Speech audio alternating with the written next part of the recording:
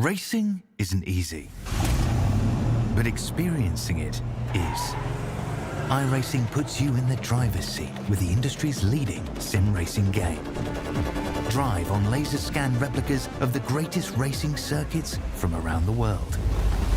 Go head-to-head against other drivers chosen by skill-based matchmaking to ensure competitive racing at every level.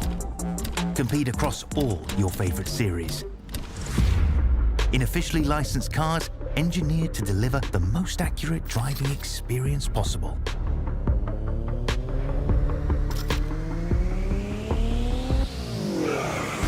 Join a race or host your own with players from across the globe. Race against the computer or in a league with friends. Feel the thrill behind the wheel.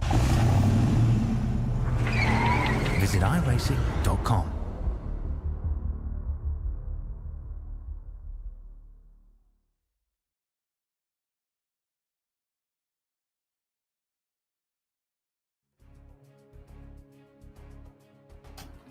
After the Christmas break and into the new year, the Southern Cross ESports Racecraft Summer Elantra Championship kicks on our little bit of a European tour, and it takes us to Brands Hatch Circuit. Multiple time host of both championship and non-championship Formula One racing, but today we've got 3 races of Hyundai Elantra TCR coming up for our live SimSpeed coverage. I'm David Haynes, joined by Jay Kennedy and Peter Wilkinson. Peter, looking forward to this front-wheel drive action.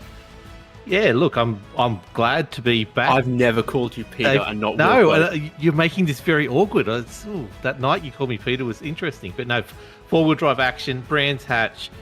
We've got a series that is looking pretty good. Daniel Yeaman on top at the moment, but these cars look good on any kind of track at the moment because they're always close action. But I'm looking forward to this a lot, David. I'm looking forward to talking to you most of this night.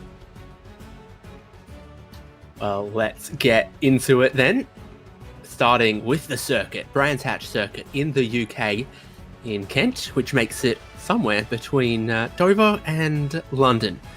Just a little bit southeast of London, if memory is correct. Zoom in on it, and of course it makes it very accessible to a very, very large number of serious and club competitors, and makes it an immensely, immensely popular racetrack, renowned around the world. Even they managed to stick a rallycross layout in there somewhere, but this is the version that we're going to be using. The elevation of turn 1 not done justice by the overhead view, but then of course overtaking an opportunity at turns 2. Turns 3 and 4, you've got to be very precise, as it then sends you out onto the full Grand Prix layout of Hawthorns, Westfield Bend, Sheens Curve, Stirling's. One of those corners deceptively difficult because there's not much in the way of paved runoff around here. You get the front tyres in the grass in a front-wheel drive car, and it just keeps pulling you further and further off the pavement. You've got to be so precise with your track limits. And then turn 9, Clark Curve, to close us out on the lap, 3.9 kilometres. Yeah, definitely. That turn 1 is going to be where most of the action is happening tonight. A lot of cars will be... Yeah, it's very hard to see. It's very hard to keep the grip, and it's very hard to... make a move too wide there. You've got to really duck in, you've got to commit, and it's going to be very interesting to watch. So many track limits, you've got to push this car to the limit. Yeah, a little bit of grass and you're in a little bit of trouble. But David, you've been following this season. I'm a guest here. What do you think of the season so far? I think it's always super competitive when you're in sort of a one-make cup situation like we are here. We've had very, very strong grids always, sort of 30 plus cars. And that means that the racing is always super, super close, but it means when our top drivers have a Barney in one of the races, or they end up a little bit away from where their pace means they should be, they can be a lot of positions down with a lot of work to do. The overhead shot gave us a look at one of my favorite things of racetracks. Of course, there's a kart circuit that's a mini version of the Indy circuit layout around here. Phillip Island's got the same. Many a racetrack where they make just a mini itty-bitty kart circuit version of it. We had a little look there at the 3 races ahead of us. It will be frantic touring car action at Brands Hatch, something the locals are very, very familiar with. And it's all for this championship standings after 3 rounds. Daniel Yeaman on top from Lachlan Capel. Damon Molkwinovich pinched some race wins. Ewan Baker very, very quick there in 4th. Kyle Ridley, Rick Kuznetsov John Merritt, Matthew Keane, Simon Mazzomo, and Tom Wilkinson completing the top 10 of the standings. We get into qualifying, and Wilco, just like I was saying, with this large field of grid, qualifying pretty important, because if you start 30th, you're not going to make a whole lot of progress in the first 15 minutes of race one. No, being a sprint for the first race, you really need to get this qualifying just done right. And as you know, as we said, you got to push the limits of this track, and one little off track on that fast lap can wipe the time, and you got to start again. And open quali cars, you got to pick where you want to be on the grid. We're already seeing some very, very close times up on the standings there. 1/10 separating the first and second, and then back to second, third, and then with almost half a second for the top 7 there, and that is a big difference when you come to starting on the grid, where you got a clean start or you get caught up in the chaos that always happens around turn 1 at Brands Hatch. Can change your race, as we see someone struggling there with the last turn there. Number 9, I think it is, David. Yeah, lucky number 9. Ewan Baker was on a hot one, but he might have encountered just a little bit of traffic that then did a little too much to get out of the way. So that lap wasn't an improvement, but his first couple of sectors were hot. Lachlan Capel improves, and then Ray Oliver pinches the fastest time of this session. Improvements flowing in, as you expect from these type of cars, getting heat and pressure into the front tyres, but also the rear tyres on what is a generously warm day for this time of the year in the UK. 23 in the air, 25 on the track. They'd kill for that. They wouldn't just be out in their shorts. Hardly wearing nothing at all. They'd be claiming heatwave status at that stage over in the UK. But what an iconic track Brands Hatch is. As we see Ray Oliver at the top here, you got a lot of movement with Cam Edwards heading up to 7th there. Such a tight field. How much I haven't seen these cars all season, but you see it when all those guys cross the line in the one big pack. How much does draft play an effect on a track like this with a car like this, David?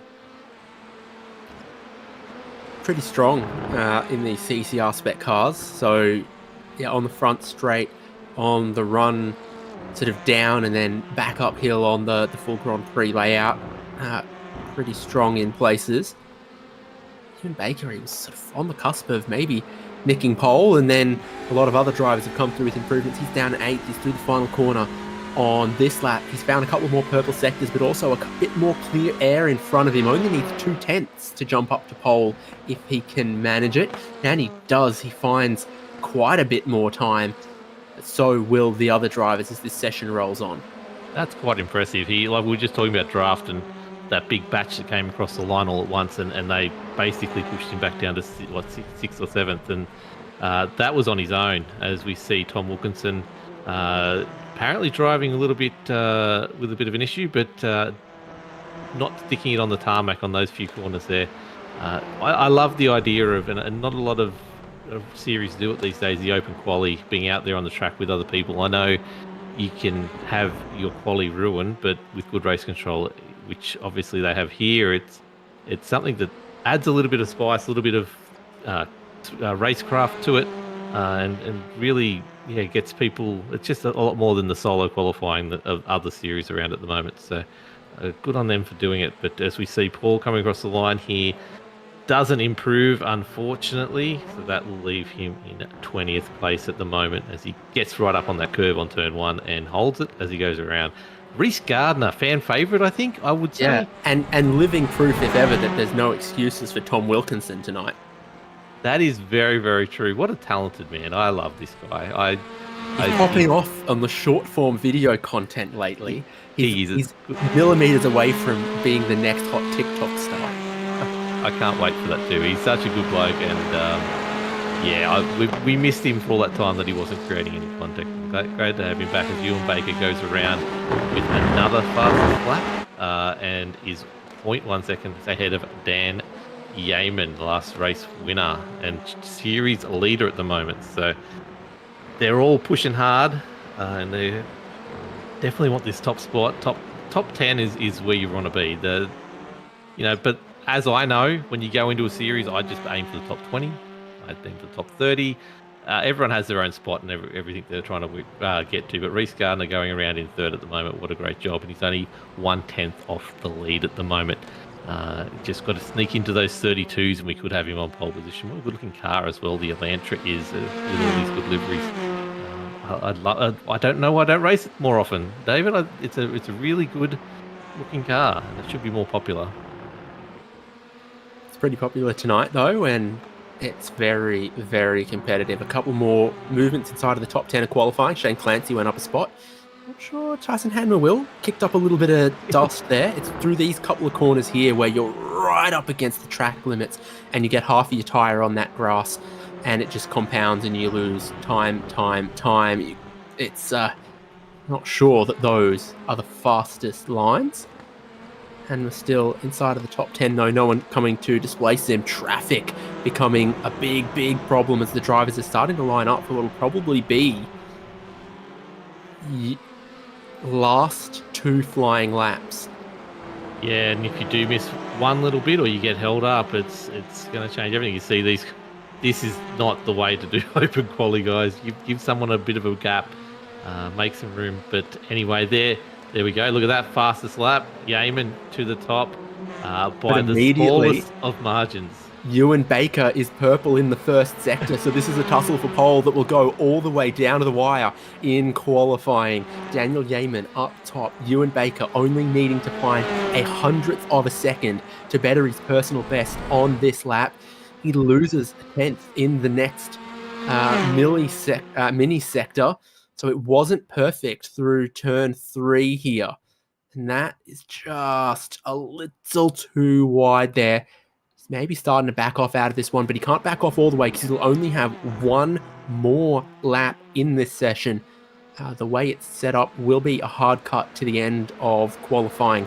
When the clock runs out, qualifying runs out, whether you're on a lap or not, tough luck.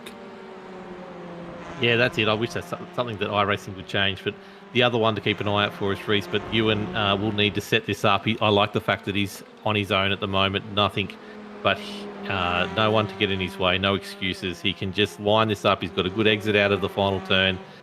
He'll run it down as close as he can to the wall, get wide, and line up this first corner. This is what's going to make or break it at the moment. He needs to get this right as we go back to Damon here, who has just set the fastest lap by 0.7 of a second. How long does he hold it for, though? Daniel Yeaman got long. to the top. Another improvement. Reece Gardner's in 4th at the moment. A sneaky little purple sector, but not a whole lot of personal bests. Yeah, we'll see how he goes, but it's all happening. It's got a bit. We are seeing the last cars are going to cross the line. I think Reece is going to get one more crack at this.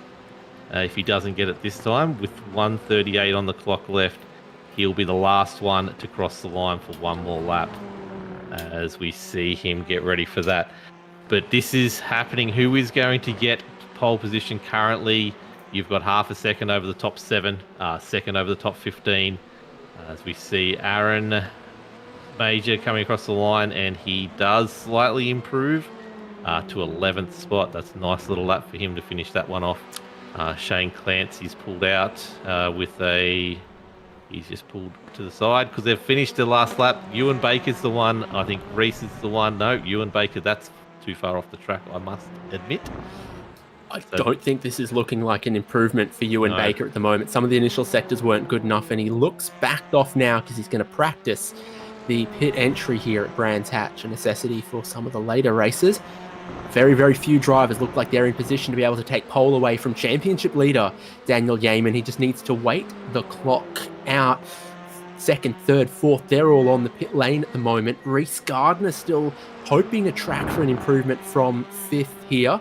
That also doesn't look like it's full commitment though up against the grass. So qualifying looks like it's almost just about done. A few drivers left on the track. James Foster, some others looking for some improvements. See Reece Gardner, see how he closes this one out. And again, not looking for an improvement, heading for the pit entry. Yeah, that's a shame. He unfortunately went from 3rd or 4th down to 6th at the end there. So he really needed that last lap in. But long quali session, and I think everyone's happy to be over and get in the pits. And let's get this racing underway, David. and we've got plenty of racing to be had as well. For race number 1, this is how they will line up on the grid. Daniel Yeaman on the front row, on the inside for turn number 1. On his outside, Damon Mulqueen in second. Shane Clancy, great performance late in that qualifying session to sneak on a row number 2. Ewan Baker, clearly pace at times, didn't capitalise in that short session, and he starts from 4th. Lachlan Capel and Reece Gardner, 5th and 6th on row 3. Then behind them, Kyle Ridley and Ray Oliver for a little bit of SLM Motorsports teammates there. Barry Punter and Tyson Hanmer as the top 10. All of these times still within 1 second of pole, and that'll continue a long way down the qualifying order with Aaron Major and Jacques Swanpool 11th and 12th. And there's Cameron Edwards and Jonathan Akers 13th and 14th. Naval Setuan and Thomas Jones are 15th and 16th. 16th, the first car not within a second of the pole time. It's that competitive. James Foster and Jonathan Kiley are 17th and 18th there, again just separated by thousandths of a second. Paul Brockbank and Matthew Keane 19th and 20th. Well, 3 or 4 more cars with qualifying times here. Tom Yaklijevic, Tom Wilkinson, Dale Atkins and Jesse McMenamin. Maybe just 1 or 2 more on the tail here. Greg Levine, last driver, with a qualifying time in 25th position there. Very well done, David. Thank you for saving me the embarrassment of saying some of those names. I'm not quite sure I got McMenamin or Setuan perfect off the first roll of the tongue, but I gave it all. You nailed it, mate. You nailed it. Don't let anyone tell you otherwise. As these cars are lined up, not quite around the back corner, but they do stretch right back there, and it's a good-looking sight as these cars get ready.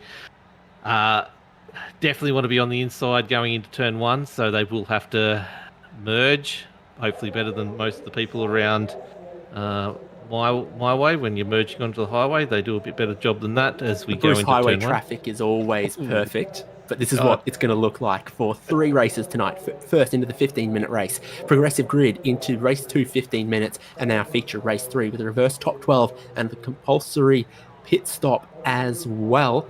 That's why the drivers are practicing their pit entry at the end of qualifying. You want to nail it in race 3, and you won't have much time to catch your breath between now and then. 10 seconds away from Southern Cross ESports Summer Elantra Cup getting underway from Brands Hatch. Yeaman on the pole, taking a great look at some of our competitors there. That's rig 1 and 2, but it's Yeaman on position number 1 for the race start. 15 minutes on the clock, revs rise, green flag drops now, cold tyres, standing start down towards a super challenging turn 1, a super tight turn 2. They're underway already, but a decent start from Yeaman. Mulqueen always ready to put the pressure on. Ewan Baker and Shane Clancy side by side. Baker looking to make up from that qualifying early, and there's 1 or 2 drivers off in the gravel. Jonathan Akers is one of them, but Yeaman's controlling from out front. Yeah, that's a very clean first couple corners here as Yeaman leads them around into the back section. Not going the Indy circuit, they're going to go straight around to the Grand Prix, and these guys are battling very cleanly, very well. I like it. Yeaman's doing a great job out in front. Oh, bit of a barge there from one of the Logitech cars, and come around the back here for fast flowing action. As we see someone, we got Barry Punter's gone back. There's a big spin in the background. And Edwards rolls back across the racing surface there in red as well. So a couple cars getting together, a few more getting together as they head through Dingledale. And oh wow, the track almost blocked for a moment there. A couple of big incidents. And the drivers work their way through. Daniel Yeaman still leads. Damon Mulqueen in second. Ewan Baker picked off that spot for third. Lachlan Capel was also trying to bully Shane Clancy for a couple of spots. That's what's happening back there in 5th, 6th, 7th. And down the inside of Clancy, Lachlan Capel has a look at an unconventional passing place, catches him off guard, and makes the move stick. Clancy battling forward, battling back. Next to try to take a spot from him is Reece Gardner. Yes, as Reece Gardner. Yes, it's that was a lot of carnage, David. I thought. Anyway, these guys are racing well. Other than that, they're coming around. Sorry, I'm just trying to get some stuff happening in the background so I can read some names a bit better. But we see the 99 car there going around the outside. What a good start. James Foster's making his way up the table a little bit here at the moment, making some good moves. As we're watching here, Cam Edwards and Michael Locke and Tom Wilkinson battling it out in the 19th, 20th positions. Car off in the background again. The 39 is in trouble at the moment. I think Jack Lejevic might have come together with what looks like his teammate Paul Brockbank as well. I think there's been a couple of instances of friendly fire at Brands Hatch in these opening laps. Just 15 minutes, but that means they should get 10 laps of racing into this race number 1. Yeaman, Mulqueen, Ewan Baker, the top 3 racing away, and it's behind them from 4th here where the racing has looked very, very competitive. Lachlan Capel getting that spot off of Shane Clancy, who now looks to be settling with Reese Gardner and Kyle Ridley behind. Yeah, settling in nice. This hopefully get through the next couple of laps. You just want to get to the end. That's the main part of these type of sprint races, because it is a progressive grid. They want to hang around and don't want to drop back any further than they are. But Yeaman's doing a great job keeping Mulqueen under wraps, and they've opened up a little bit of gap back to Baker, almost a second now, but Lachlan Capel is dropped off there as we see a live and replay here, and it's just driven off to the side there. And then caught someone on the way back. It's a little bit further back than I can see. You might be better with those liveries, David, to see what happened there. And then a rejoin. A bad rejoin pushed the 2 teammates into each other, and then ricocheted pinball machine action up plenty. Yeah, absolutely. So you do have to be careful in this first of 3 races as you weigh up the risk versus the reward. The reward is maybe you gain a couple of spots. The risk is you have an accident like that, you lose a lot of positions, and then you've made your bet and got a lie in it for 2 more races after this first one. The slipstream, it's looking relatively strong here with Mulqueen and Baker each within a car length of race leader Daniel Yeaman. Top 3 not really getting away from Lachlan Capel as you have the long shots down some of the straights here. So 6/10 to cover your top 3 at the moment, with you and Baker having the fastest lap of the race. Yes, he's getting very close. His double number there, 666, but now he's getting that back in. He's right in this as well. We see there, Mulqueen's got to look forward and back. It's a lovely spot to be in. You can't make a single mistake, but these 3 are working well. I'm sure they're racing all the time next to each other, so they know how to race next to each other. He looks down the inside, making sure Yeaman knows he's still there, and Baker just biding his time, but Lachlan slowly closing that gap. It was out to 2 seconds before, so these 3 need to get a move on if they want to lock down this podium. But we see there, Mulqueen's not going to work that way. He's going to be looking for gaps, and it's already brought Capel back into it by almost half a second, that little joust there. But you and Baker 2 Kiwis leaning on each other a little bit here. Baker thought he'd seize the opportunity to get down the inside of Mulqueen after the passing attempt didn't go right at Druid's turn 2. It takes them a couple of corners to settle it, and you're right on. Here's Lachlan Capel now in 4th, not only smelling a podium, smelling a couple more positions than that, bringing Shane Clancy, Reese Gardner, others along with him. Ewan Baker needs to defend. He's recently gotten position 2, and I think as it gets twistier through this part of the lap here, he will be able to defend it and need to work towards cutting down the almost 1 second lead Daniel Yeaman has now.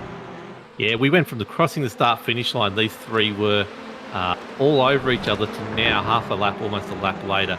Dan Yeaman's got a really good lead that he'd be really happy with, and watching in the background these guys fighting. Lachlan has now come right back into it, looking at that podium and maybe more, as you said.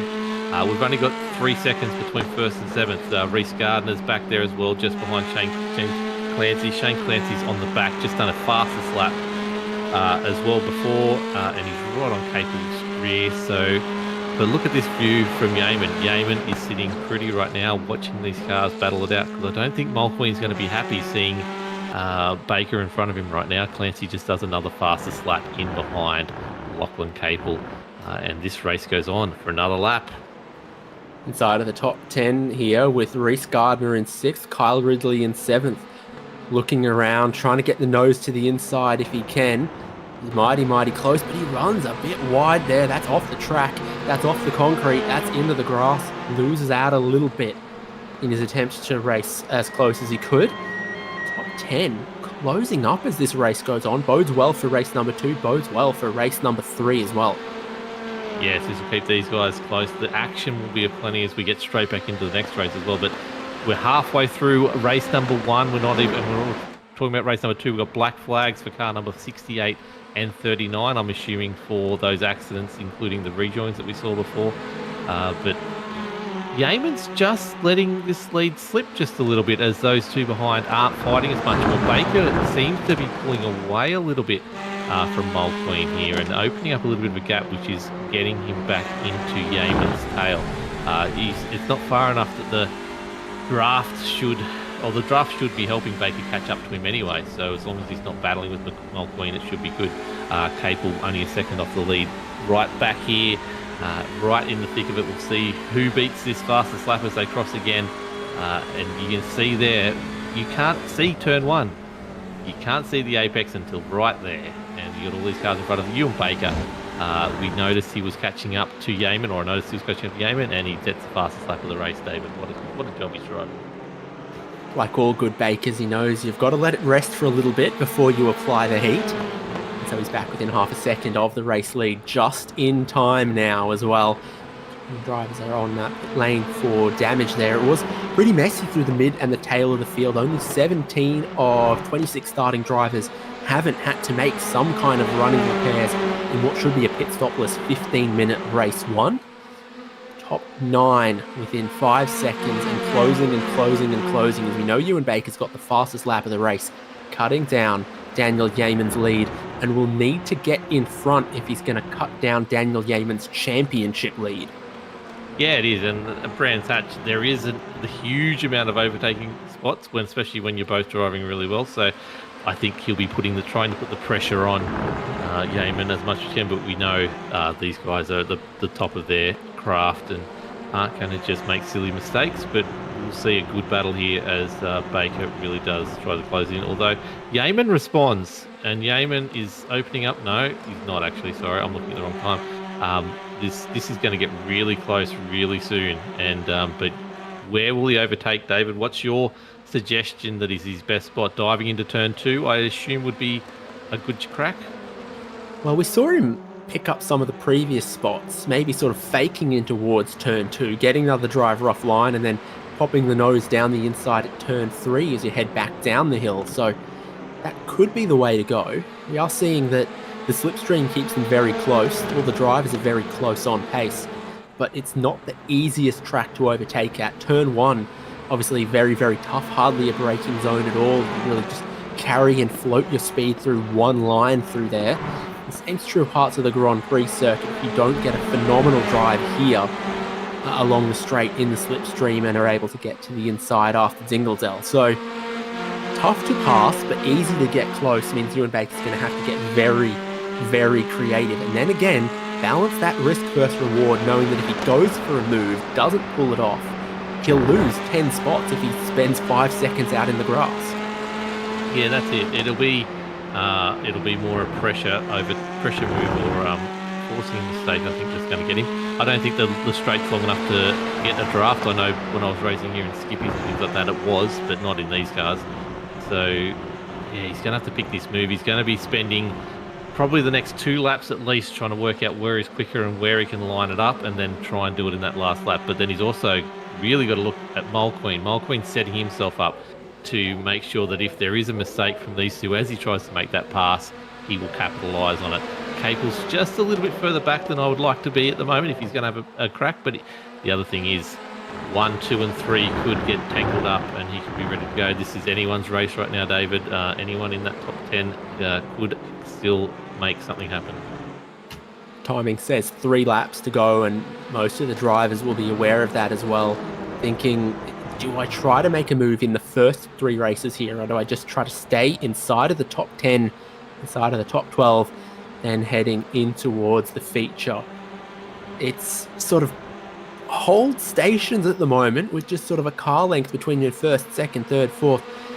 tiny bit more gap at the moment, though, to Shane Clancy and Reese Gardner. Gardner caught him 3/10 on the last lap as Clancy drops away from the fast four. Yeah, it's... Look, these guys, look at them lining up, ready to go. It's... top 10's looking really good. And as you said, I'm very interested to see who's going to risk it in race one when you've got such a long way to go. And championship points are so vital, especially for people like Ewan Baker and Mulqueen and Capel who are sitting behind Yeaman on the championship. You don't want to lose out. So many points in that race. These cars are beautifully in line. It's chalk and cheese, the first 3 laps to the rest of this race so far.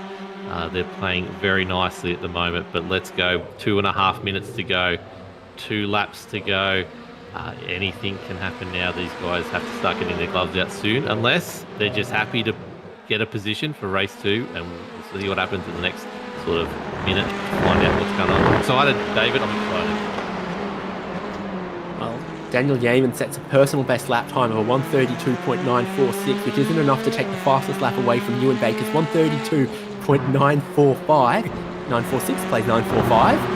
It is just that close out front here. Lachlan Capel, I think maybe he senses an opportunity to nibble on Damon Mulqueen here. He's dropped 1 or 2 car lengths away from Ewan Baker as those two turn up the heat in first and second place, laying down some of the best times of the race.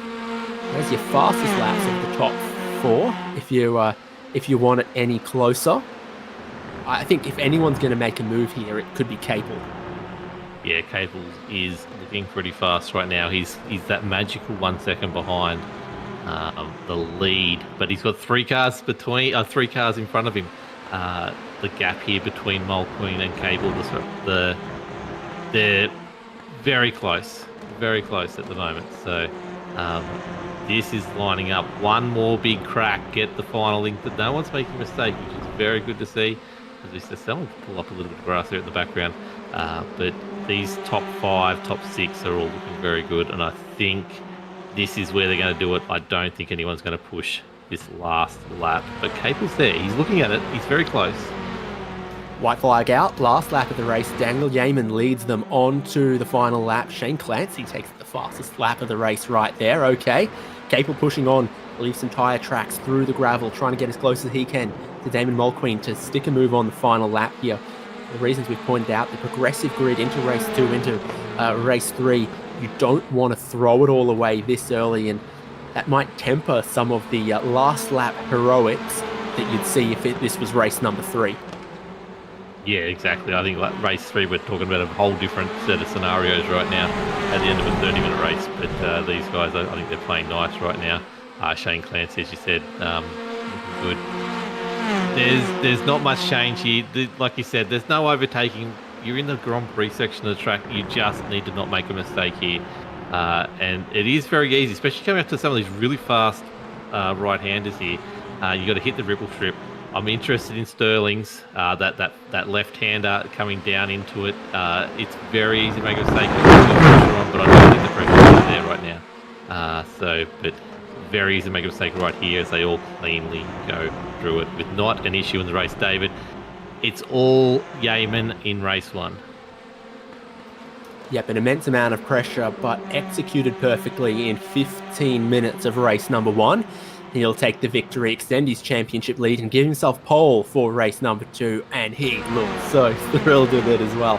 You see the rest of them coming across the checkered flag here, so close all through the field in this one-make Elantra Cup. Decent race overall, but really laying the groundwork for race 2 and race 3. Here's Matthew Keane leading home Jesse McMenamin as some of the last drivers on the lead lap. Short lap here, and quite a few had significant damage and either had to tow or go through pit lane. So that spread the field a little bit throughout the tail. See, Jonathan Kiley will be one of the last drivers on the lead lap, a minute behind where the leaders are at. Of those who did go through pit lane, Cameron Edwards is actually best placed. He's already crossed the checkered flag in 18th, ahead of Yakolejevic and Tom Wilkinson. A very good effort considering, but I think there's going to be some people to prove, some points to prove in race 2 for those back markers that did get caught up in that action, especially if they're next to the people who took them out. But David, I think we're going to get the results and you take us through it. Your top 10 within 10 seconds. It sure looked it. Daniel Yeaman from Ewan Baker, Damon Mulqueen, Lachlan Capel, Shane Clancy, Reese Gardner, Kyle Ridley, Tyson Hanmer, Ray Oliver, and Aaron Major. And that's the order that they'll line up on the grid for race number 2 right now as well. Jacques Swanepoel, James Foster, Thomas Jones, Matthew Keane, Jesse McMenamin, Paul Brockbank, Jonathan Akers, Cameron Edwards, Tom Yakovlevich, and Tom Wilkinson is the top 20. And then Naval Setyawan, Barry Punter, Jonathan Kiley last on the lead lap. As we said, one lap down, Dale Atkins, and retirements, Michael Locker and Greg Levine. Straight back into another 15-minute sprint at Brands Hatch. The drivers who I think will be most happy with that race number 1. Ewan Baker gaining 2 spots, but also, I think, Capel picking off a couple. A look at the race in Perth. So on the number 1 rig there, Cam Edwards, and looks like Naval Setyawan missing from rig number 2 as they get ready for race number 2. The revs are up. The Hyundai Elantra ends are on the grid. The tyres are cold again. We're racing once again. A stalled or car back there potentially has been clouded, so a few cars already with damage. 4th place not getting away well. But Ewan Baker, Damon Mulqueen getting away well. Some seriously damaged cars back there. Wow, do we have an idea of who that was? That's VJ has not moved. I wonder what that is. Whether it wasn't ready, who knows? We'll find out, I guess, at some stage. But that's a big incident as we see David Yeaman using all the track and some to get around that corner perfectly with all the speed, holding all the speed he can through those turns. There's a bit of barge here.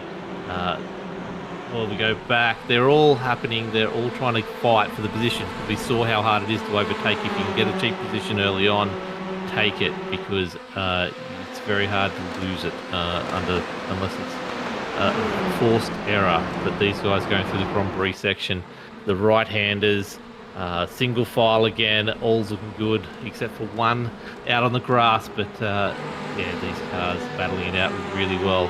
At the moment, a lot better start, except for obviously the very start than race 1. But let's see how it goes through the next sections. We get a replay of the start.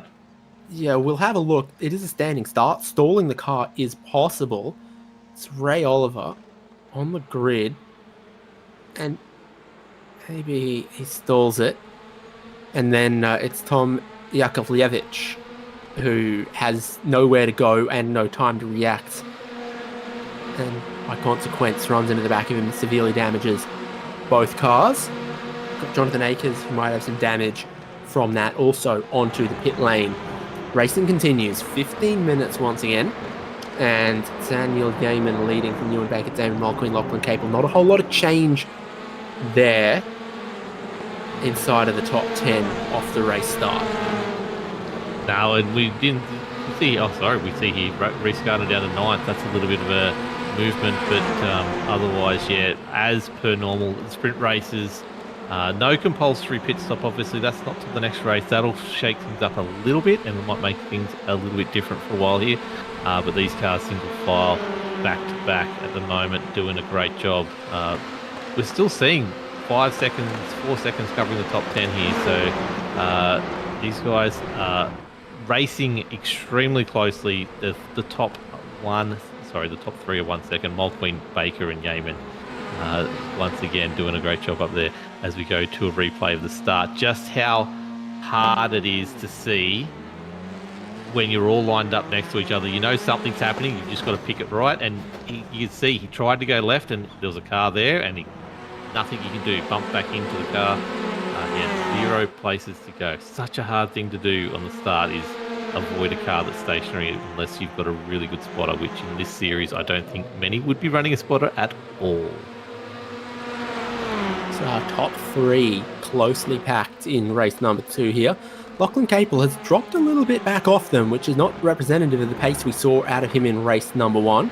So I wonder if he's just struggling to get it going a little bit with Shane Clancy, Kyle Ridley, monstering him for the moment. Tough spot to be for Ewan Baker there, because he wants to have a nibble at the race lead. But he has got Damon Mulqueen right behind him, and you'll remember from race 1, that's how Damon Mulqueen lost second place, trying to have a go at the race lead, didn't pull it off, and then suddenly Ewan Baker was shuffling him backwards instead of forwards. Yeah, we've got Ewan Baker doing the fastest lap of the race. He's sitting pretty much identical times off the lead of what he was before. As we go back to this battle for 4th, 5th, through to 12th, it's all lined up. Lockie Capel.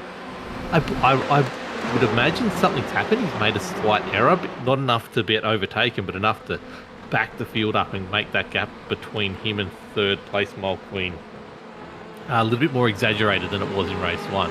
But he is dropping back just that little bit. But maybe it is the cold tyres. Maybe he's made just a slight error. I'd assume that's what happened. But everyone is on his back now, all the way down to 12th there. Not very far behind. But these guys, as we said, very hard to pass. Brands Hatch, lovely track, iconic track. I love it to bits. But when you've got cars evenly matched, you've got to try and find a way past. And at the moment, there's nothing as far as mistakes happening, so someone's going to manufacture something soon, because someone's going to get frustrated, I believe, David. You just can't be in sim racing and not get frustrated behind a car in front for too long. It's also managing to warm up just a little bit as we go on. See how that affects warm up in balance. the UK? What are you talking about, David? Go. What are you for to Greece? In balmy England. Well done. Is it? You've got to travel to. This is one of the tracks you've got to get to, David. Please go over to Brands Hatch at some stage. I want to. Don't own enough puffer jackets. I want to see some. I want to see more puffer jackets in your wardrobe. That's the main thing we want to see then out of tonight. As these guys 1, 2, 3 down the back, probably the longest straight besides the. Well, the front straight's hardly straight, is it? No, so that's the longest straight. And it's always the part it is leading into that straight, especially in the slower cars. If you do make a slight error, that is a very good spot. You can maybe barge your way down the inside. But here we go. The fast right-handers as we get into Sterling's. Swing it around. Yeaman's got 2 cars in his mirror. That's not going to change for a while unless they can sneak past him. But that is Brands Hatch. Like, a whole heap of right-handers, a couple of really weird corners, and then a couple not quite straights. Beautiful place. Nothing like it in the world. And as you said, Rallycross here for some reason. But Yeaman's looking very relaxed there as he goes past number 1. Baker puts his nose there, and that's what Mulqueen was doing last race when we saw, and that's where things are going to arise. So maybe Capel might be eyeing off a chance to get back into these group, as you can see that gap's almost back down to 2 seconds, and he has done the fastest lap of the race. So let's go back here and have a look at a bit of Paul Bronk. David, you go. He's just off. This is what happens. One little mistake and you can go back. He was really already. quickly. No, he was not already a lap down to those cars. But he might have ended up with a slow down or just slow with a steaming pack coming along there and ended up offline, ended up with some of that grass. Maybe he just ended up off throttle in a place where you normally wouldn't be, and suddenly you find the car is very, very loose with a combination of a bit of grass, a bit of dirt, a bit of lift off throttle oversteer. So that it's one of those Brockbank back to the pit lane for some repairs. Ewan Baker does like to take a different line in a couple of these places that just sees him pop into view of leader Daniel Yeaman. Does, and he's got to be looking behind him, Yeaman. I know he looked relaxed before, and he probably is. We know Dan's a very relaxed man, but there's definitely some spots you can see. Baker will get right over here, fill up his rear vision mirror. We've got traffic coming out of pit lane. This could make things a little bit interesting as we get to just past the halfway mark. As we saw before, you get a little bit, make a little mistake, you get a little bit offline, you do something you don't normally do, and you find yourself in grass that you're not usually on, and you can spin and cause some problems. And this traffic is going to be a little bit in his mirrors and not watching where he's going. It could end up on the wrong line here. So I hope they get past unscathed, but this could be something that we all need. I think has Capel made another mistake because he's now second in the half final back. corner. In the final corner, he had a bad run through, got something offline, and he's wide offline here as well again. So he's got something going on. He can't be as consistent. He can't pick the line that he normally would. Reese Gardner here in 8th. We're watching as Hamer gets down the inside, side by side. He should be. That's the problem. They've both now lost spots. Can Hamer hold on? He does. Reese has dropped a spot. We'll lose another one here unless he's careful. No. We've got Majors there. It's not going to push for it. So very good driving there. He could have pushed and forced that spot. I think he had the run there, but side-by-side action around those back corners. That's why we don't see much passing here, because things like that do happen. Potentially those two could have got very far down the grid. As we go back, and Reese is trying. No, where are we at? Sorry, 42.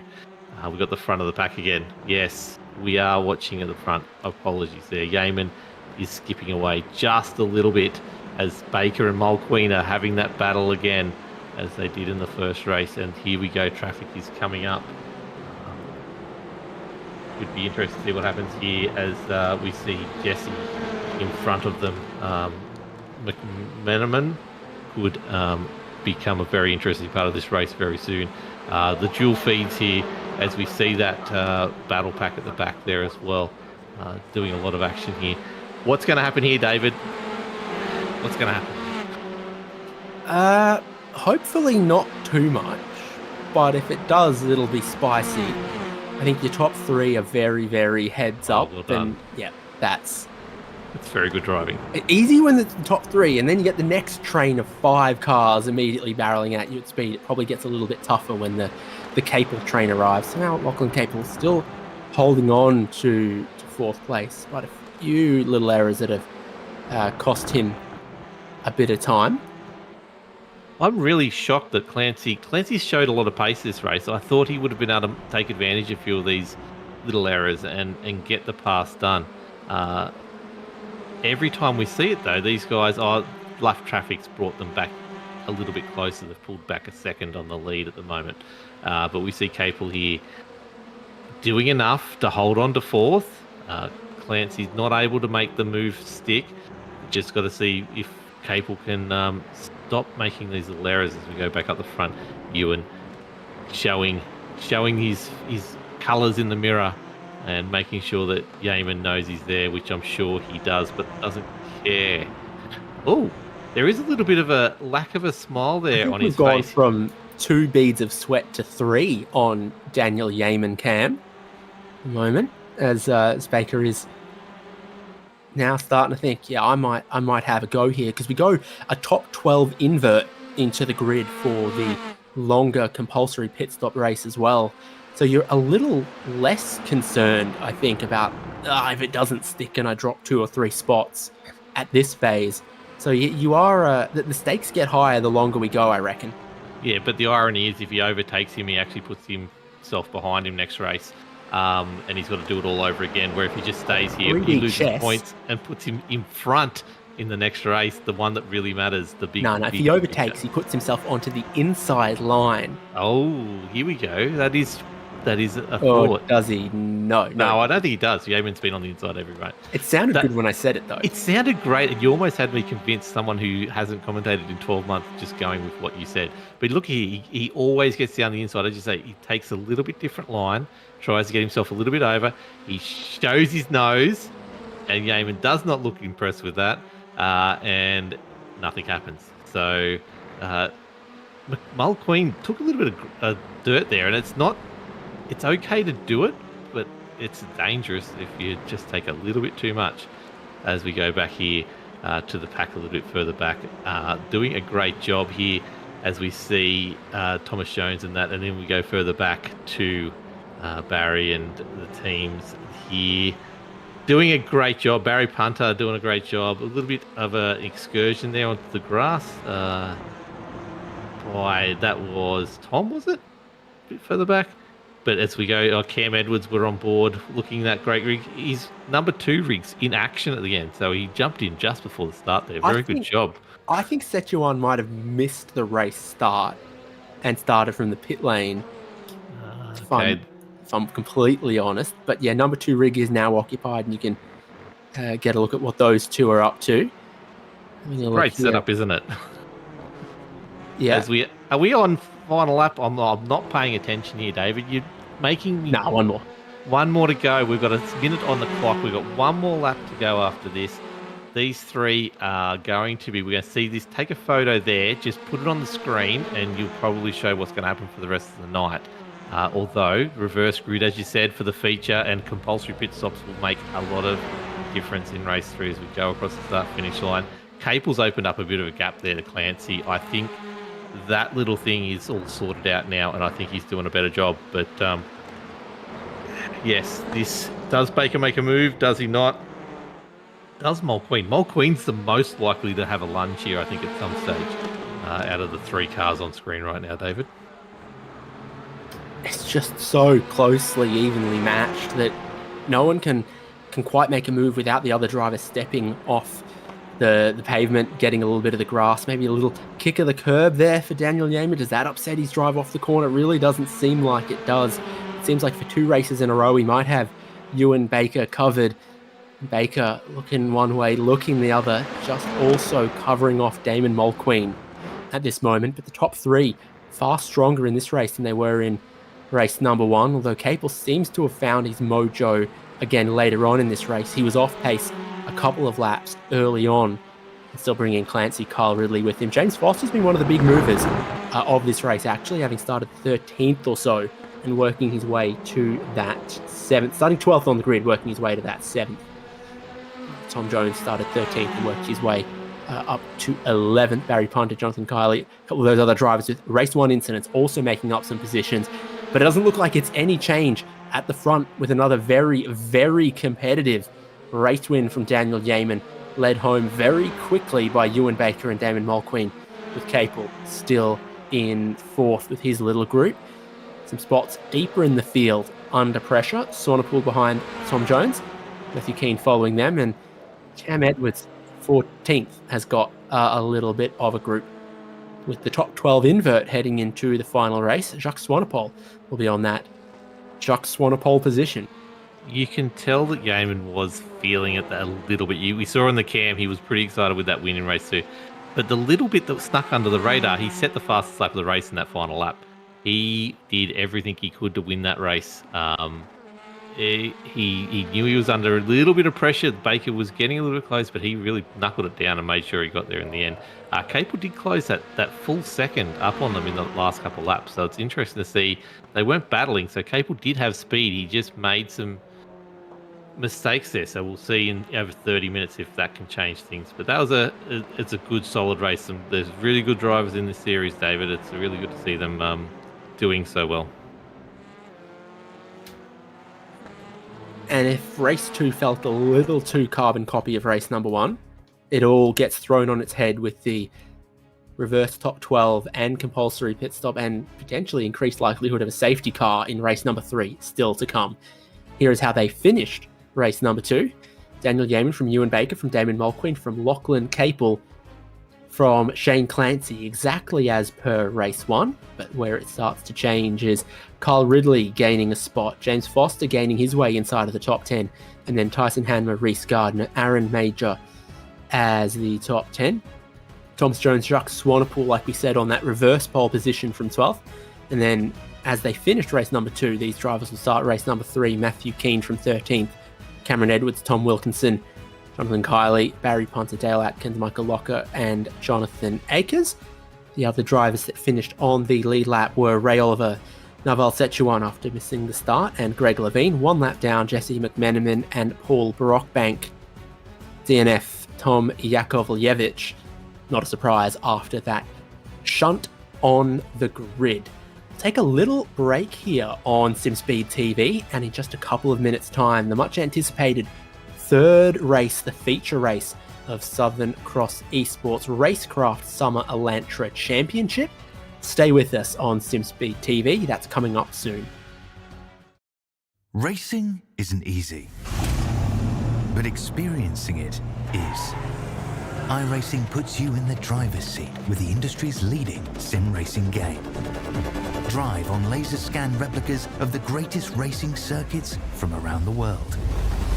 Go head-to-head against other drivers chosen by skill-based matchmaking to ensure competitive racing at every level. Compete across all your favorite series. In officially licensed cars, engineered to deliver the most accurate driving experience possible.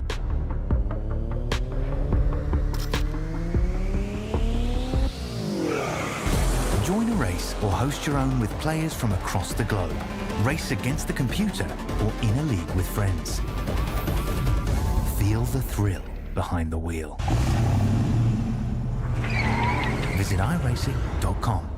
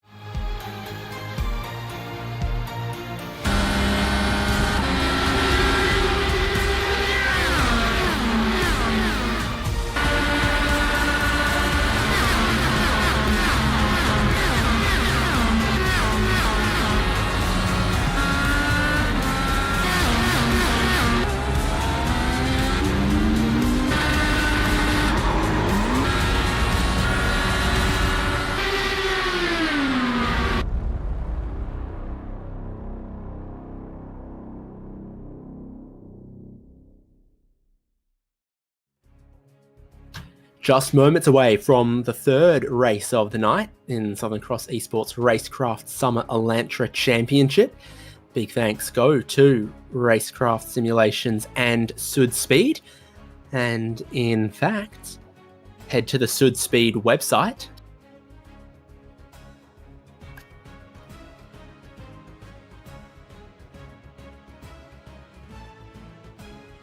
Because in just 1 second, you can use the code Elantra for 10% off, including free shipping, at sudspeed.com. Great to have their support and a special little code. It's one more race for the night. It's a top 12 invert of race 2's finishing order with a compulsory pit stop. Peter Wilkinson, we've seen passing is difficult. What will that mean for when drivers, say, out front and in the pack, look to take their pit stop? I would be trying. I always like to do it late when I used to race, but I think it's one of those things. You get it done early. You get it out of the way. You try and get some clear air. There will be a lot of watching the people around you because you don't want to get stuck too far out of sequence. The worst thing you can do is do it right in the middle. You just really don't gain or lose like anything out of that. You want to start, get the probably first or second lap in, but if your competitor is going in, follow them in because that way you'll know exactly where they are the whole race. But I like the strategy of going long. It's definitely the better one for me because you just get on your own and race. Definitely depends where you are in the grid potentially. If you're mid-pack or further back, pit early. If you're up front and you're still getting that clean air, pit late. Of course, the chance that you pit early and then a safety car comes out and gives you a lot of that time back could be a valid strategy as well. We've got that top 12 invert, and it means the top 12 of the grid looks like this. A front row of Jacques Swanepoel and Thomas Jones. And then Aaron Major and Reese Gardner on row number 2, beneficiaries of the invert. Tyson Hanmer and James Foster starting from 6th.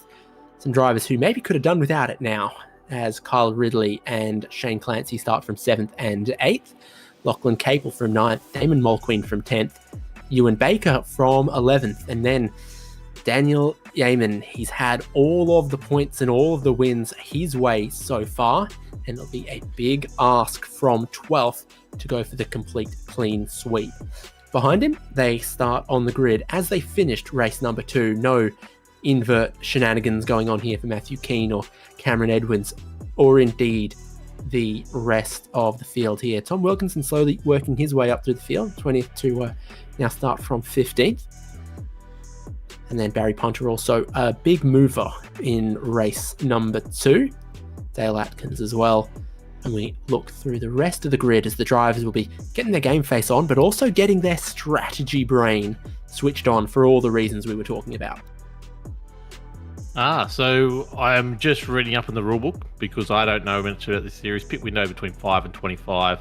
Obviously, you mentioned the safety car is a big part of it. You want to get in and out before that safety car because it just makes such a difference. So I would suggest there'll be a big train in lap 5, and that'll be where most of the people get it done. But they're lined up, ready to go. We've got Jarks on pole position here. Should be a little bit of pressure. He knows all the cars behind him finished in front of him in the last couple of races, so he wants to get into that turn 1. We will see some action here, turn 1. Turn 2 in particular will be hot and heavy. They will feel how good the heat are going into that. The Brisbane heat are going into that corner, and we will see a lot of action there, I reckon, David. That's my pick for this race. We're 5 seconds away from getting racing. 30 minutes. Compulsory pit stop window between minutes 5 and 25. Top 12 inverts. See Jacques Swanepoel on the pole position. But what's going on behind? Problems for Aaron Major and Reese Gardner. Will they see the start of this race? Aaron Major may not. Opens up a space there, and James Foster jumps to start as well, potentially a penalty there. A lot happening for our top 12. James Foster has a penalty for a jump start. They're 4 wide there, and Reese Gardner gets turned. He's backwards out through the gravel. He won't be happy with James Foster's jump start, getting alongside him, potentially turning him around. Jacques Swanepoel from that pole position, though, perfection. Now Tyson Hanmer's in the second, Kyle Ridley's in the third. Lachlan Capel from 9th on the grid has already made his way to 4th, and you've got to keep your eyes on Daniel Yeaman and Ewan Baker for how they work their way with cold tyres through the pack on this opening lap as well. I was completely wrong. Not even turn 2, turn 1 to jumpstart and then make that error with a blinking car as well. It was very interesting. A little bit of grass there. As they come back onto the back straight, 2 wide, 3 wide, everyone wants to make their moves. No one wants to get stuck behind anyone. As we see Yeaman picking his way through the field. Baker has got the better start. No, Baker's just ahead of Yeaman at the moment, and Capel's there. Will Baker go for Capel early, or will he leave it for a pit lane? What will he do as they pick their way through these slower cars and try and make their way back up to the front here? Big dive down the inside here from Capel. Bit of a nudge there. That's going to slow them both down, and you would be happy if you're Hainma in front, getting a little bit of a break there from Ridley behind. But a little bit too much grass there on the straight. Is Capel going to come under pressure here? He is. He has to cover the inside. Ewan Baker has a look around the outside after Capel got one of the tyres out in the grass. Now it runs wide into turn 1. Baker gets down the inside. Perfect for Baker, who's now got the inside for turn number 2. And we'll have Daniel Yeaman follow through. Just another one of those millimetre little errors from Lachlan Capel. Just isn't the consistency for him to continue the pace like the others have been able to. He's trying to hold off Yeaman, who looks to go over-under on him in turn number 3. It looks like he might just park that Elantra in front because Yeaman not in position to have a dive. That advances Ewan Baker there. He'll love that he got past, and there's still a little bit of a roadblock to Daniel Yeaman. Now Baker can see if he can pick off the top 3, how quickly he can move forward. The against Kyle Ridley, Tyson Hanmer, and Jacques Swanepoel. I tell you, it's a good race start from Swanepoel, though. He's building up a little bit of time that will be tough for the others to catch up. Yeah, definitely doing a great job out in front, and it's really good to see someone jump from 12th to first and make a really good advantage of it. These two are looking really good out in front. That is a very important moment, I think, between Baker and Yeaman. I know it's a 30-minute race and compulsory, and you know the safety car will probably eat it all up. But at the moment, that's a very interesting point between those two. We see Baker, Yeaman and Capel there just sitting up. They're right on the back now of Ridley. Ridley's got to be feeling that pressure, covers the inside a little bit, as we saw Capel have to do last lap, but Baker's going to try and pull down the inside here, and I don't think Ridley cares too much right now. Wants to just make the pass happen without losing too many positions, but he is putting up a bit of a fight, but he won't be able to get down around him on the outside here, but he does, if he's good enough, can hold the position for inside for the next turn, at least on Capel, and hold that spot off. But Baker needs to try and skip away here and catch these two out in front before they get a little bit too far away. They're only a second further down the track, which, yes, Baker's quick, but Clancy back in the field with the fastest lap here is showing a little bit of speed as well, as he always does. One lap paces he seems to be pretty good at as we go backwards here in the pack a little bit to have a look further down the field, David.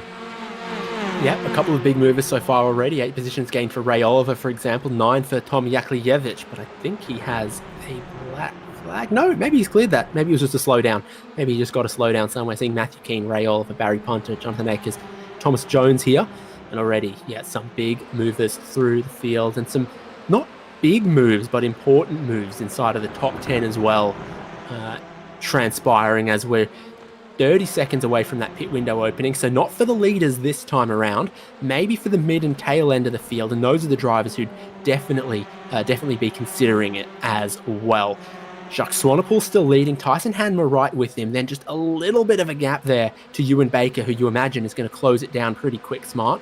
Lachlan Capel followed him through on Kyle Ridley, and now Daniel Yeaman has a dive down the inside of turn 1, gets it done perfectly, but here comes Ridley trying to cross back over under, gets to the inside of turn number 2 to try to go back on Daniel Yeaman, who cannot afford this to go on for too long. No, Yeaman's not having the best race 3 here at the moment. Nothing's really going his way. He's not finding the smooth run through that he would like. Even then, that's not a clean pass. He hasn't got his nose in front here. It's enough down. He will get the run onto the back straight here, and that will be job done. But look at the time he's already lost on Ewan Baker and Capel in front.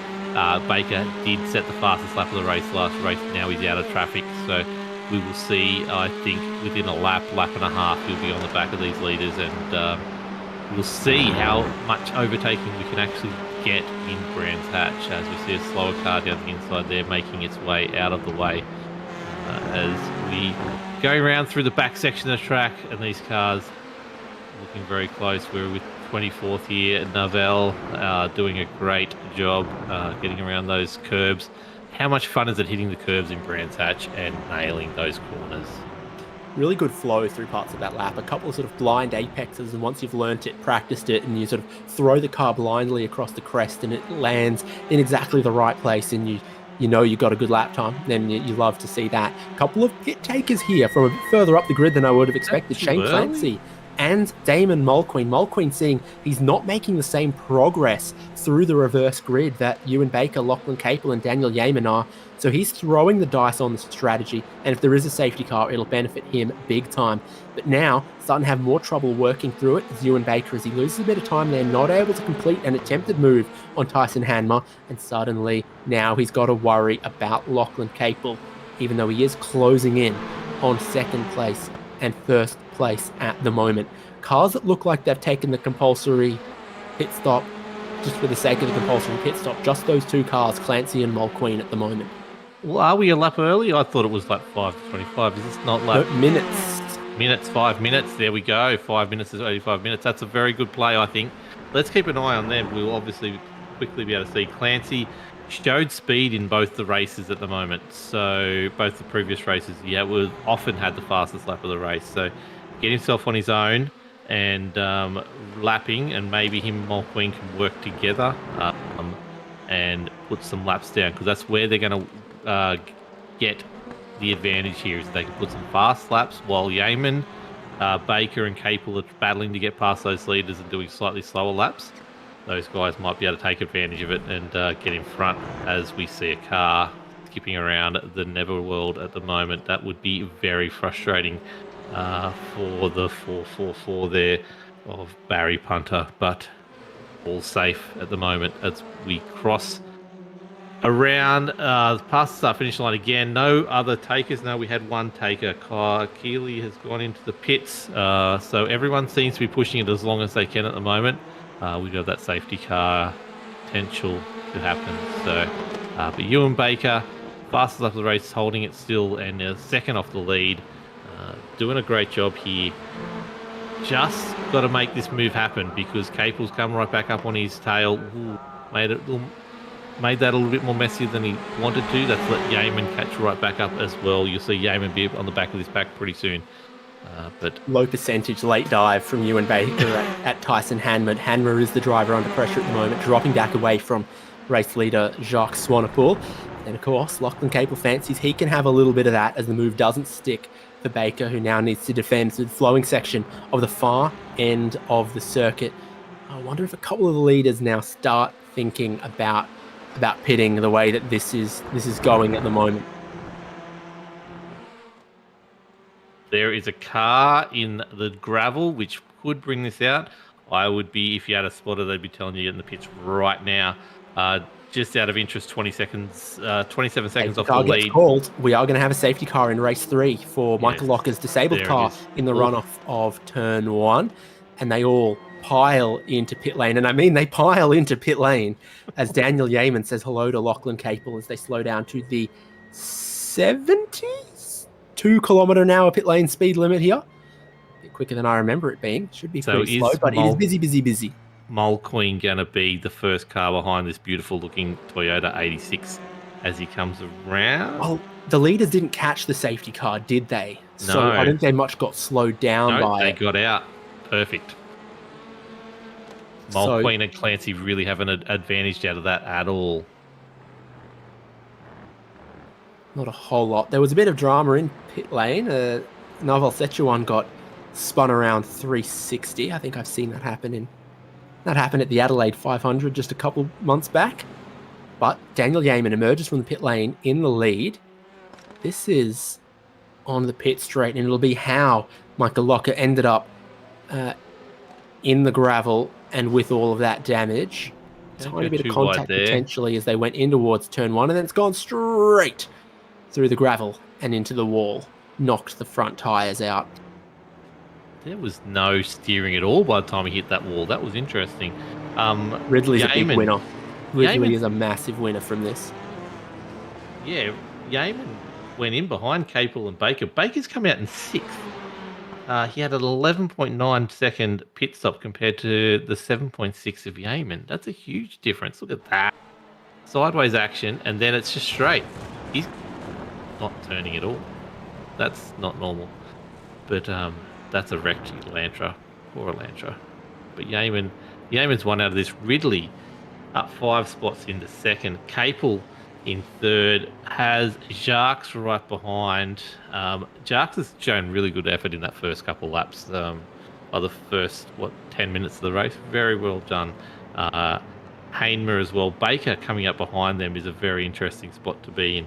And Tom Wilkinson making his way up to 7th over the 3 races. That's a really good job from him as well. Dale Aikens there, 8th. Mulqueen, who I thought would have got a better result out of pitting early, but did not. And Clancy rounding up the 10. Very, very interesting, and a bit of a differential between the pit stop times as well. Like 7 seconds for Yeaman. It's on the left-hand column of your screen at the moment. So 10, 11, 12 for Swanepoel, Hanmer, and Ewan Baker, and that's where they lost out. Got jumped by Daniel Yeaman, Kyle Ridley, and Lachlan Capel. Tom Wilkinson also gaining probably a couple of spots through that. Dale Atkins, only driver on track yet to stop.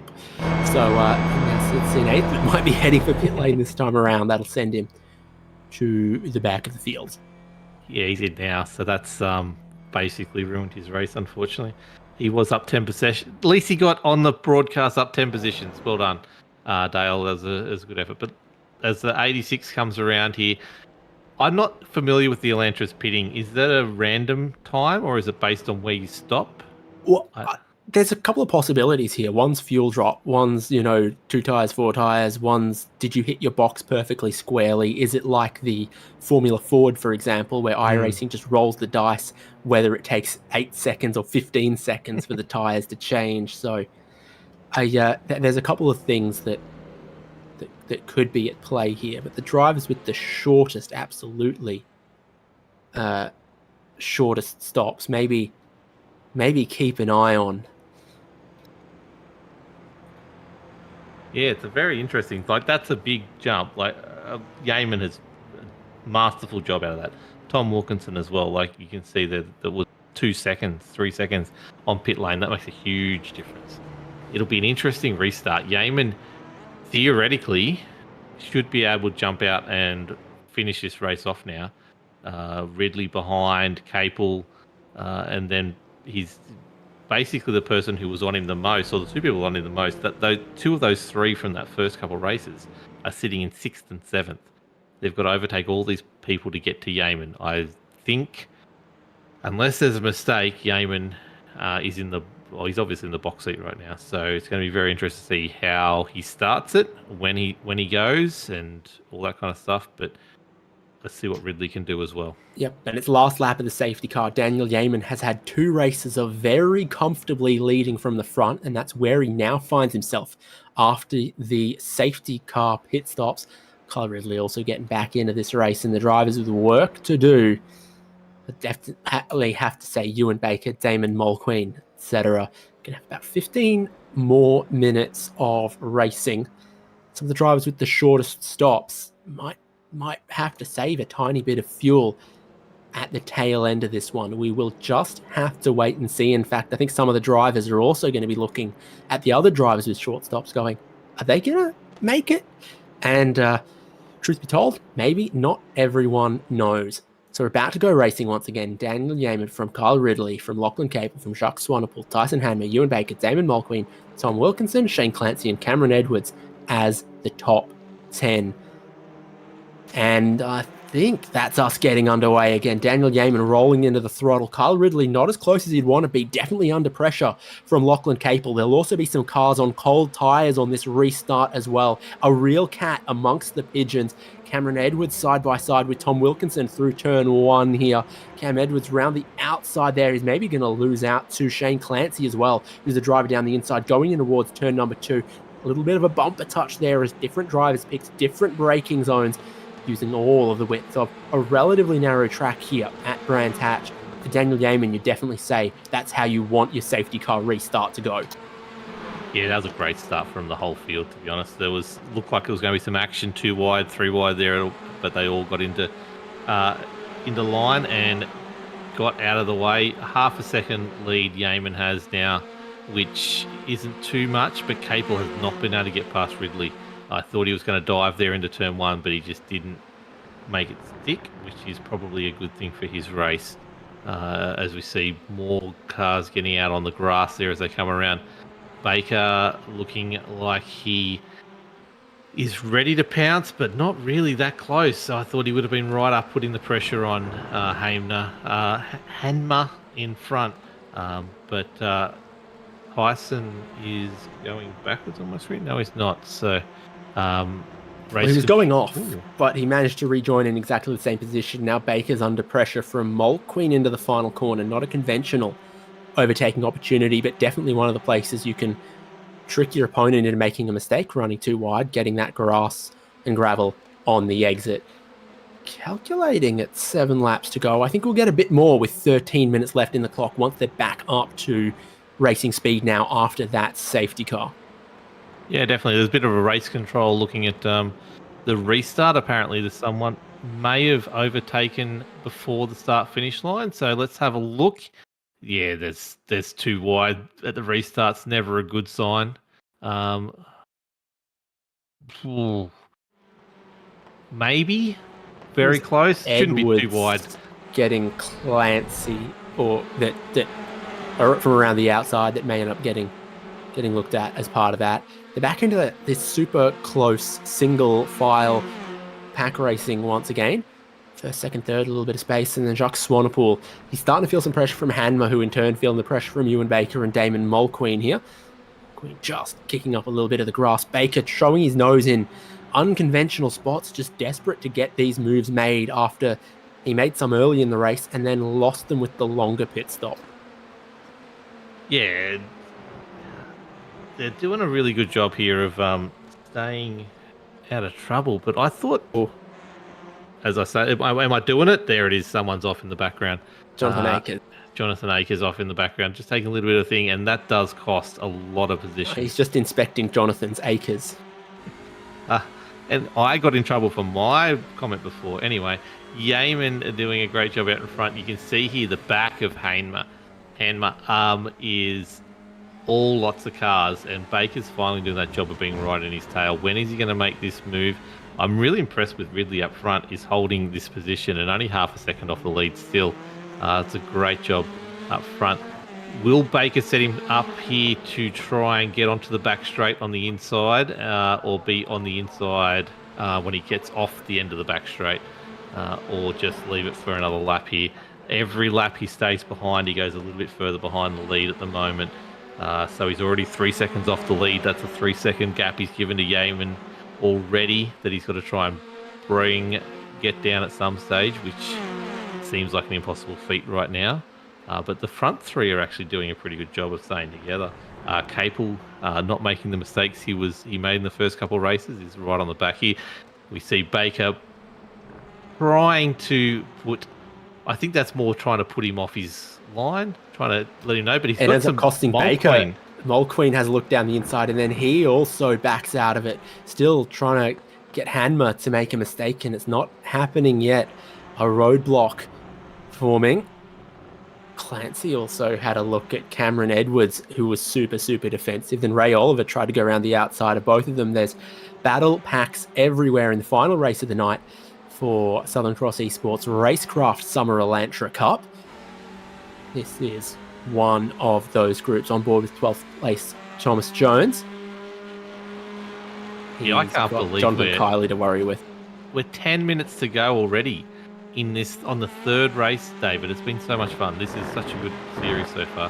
You and Baker hits Hanma. Baker hit Hanma on the way in towards turn 2 here.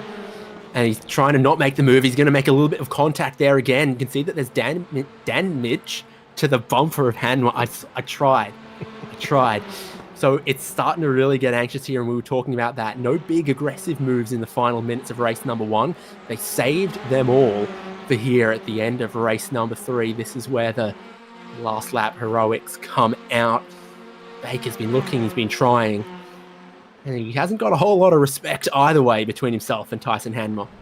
Well, we've seen, like, he's had Mulqueen in his rear vision mirror or in his front of his car all night, and he knows Mulqueen has battled him all night and not been afraid to make the move and lose a little bit of bottom time. Of the screen from a while back. Baker has a little bit of a dive, gets that contact with Hanma, who's a little slow off the corner, and then slams down on where Baker had his nose into the left-hander. An interesting spot to put your nose anyway. I don't think it's going to... I think he was trying to set up a crisscross maybe, but it's an interesting spot to be, trying to get around there as he... Well, here he goes. I thought Hanma was going to force it. I thought he was going to force him to go around the outside. He didn't. He opened the door up, and we saw there 2 don't go into turn 1 very well. Now, Mulqueen has a bit of contact with Tyson Hanma, so lots of panels being exchanged in the final couple of minutes here. Hanma's being aggressive, so too Ewan Baker, both of them massively sideways, doing the front wheel drive, if in doubt, flat out action, and it might need to get reviewed. Tom Wilkinson's now also lining up behind Damon Mulqueen, but Ewan Baker has finally got his move made. Maybe just a little bit too late to hunt down Jacques Swanepoel, and the leading 3 where Yeaman is leading as comfortably as I think he ever has. Kyle Ridley in second. Could be in trouble if Lachlan Capel can be consistent as well as quick. We've seen quick from Capel, but not as much consistency as we'd expect. I was going to say it. Maybe Yeaman is saving a bit of fuel, maybe because he's not taking that gap. He's only driving to what he has to, but I think Ridley's just driving well. Like, they're both doing 133 flats at the moment, which is pretty good times. Yeah, he's look at Yeaman here. He's having a chat. He's having a bit of fun. He's in a Discord group with some people, I assume. So he's just driving to where he needs to be right now. You don't mind a chat either, Wilco. I have no idea what you're talking about. I'm a very shy man. I don't talk to anyone. What are you referencing? Ewan Baker is 4.5 seconds off the lead. We were talking before where he was 3 seconds off the lead. That little battle group really hurt. But do you think, can he get onto Jarks or not? And can Capel do anything to get in front of Ridley? I just see Ridley's doing a great job. I think he's the standout of this race at the moment.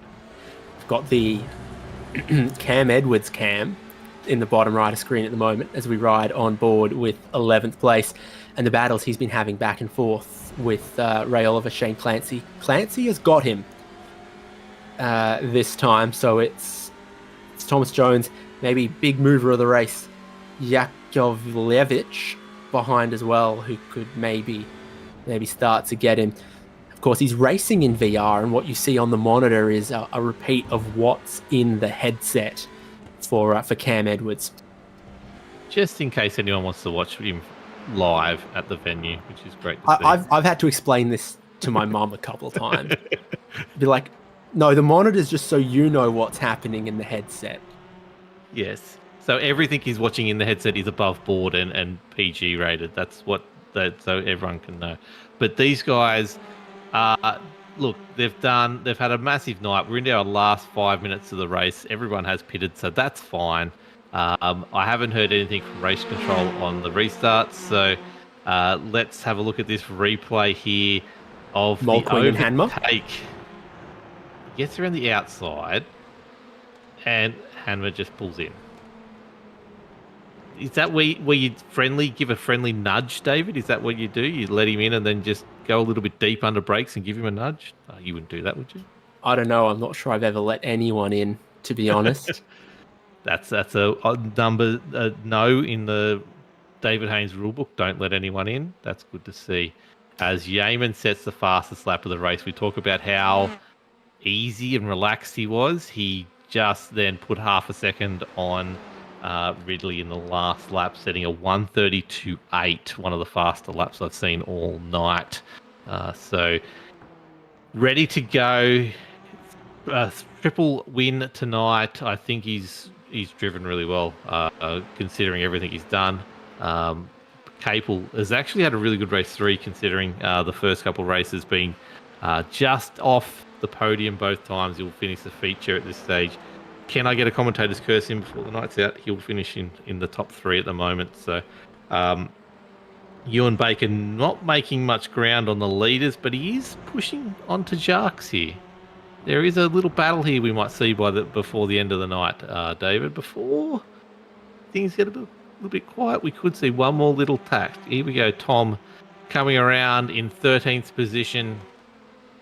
We talked about him before, doing a really good job, up 13 places from 26th in this race up to 13th. So it's a really good job. We're up 12 on that graphic. Yep, and then behind him, a couple of positions trading places. I think Paul Brockbank's under pressure here as Matt Keen's going to look down the inside. Barry Pont will have to decide who he tries to follow, and in fact, he just loosens up Keen a little bit. Still gets down the inside of Brockbank as Brockbank runs wide, drive tyres out in the grass, no good whatsoever. Now coming around the outside, Barry Punter, he gets a little bit of a tap there as well. Positions changing all the way to the end.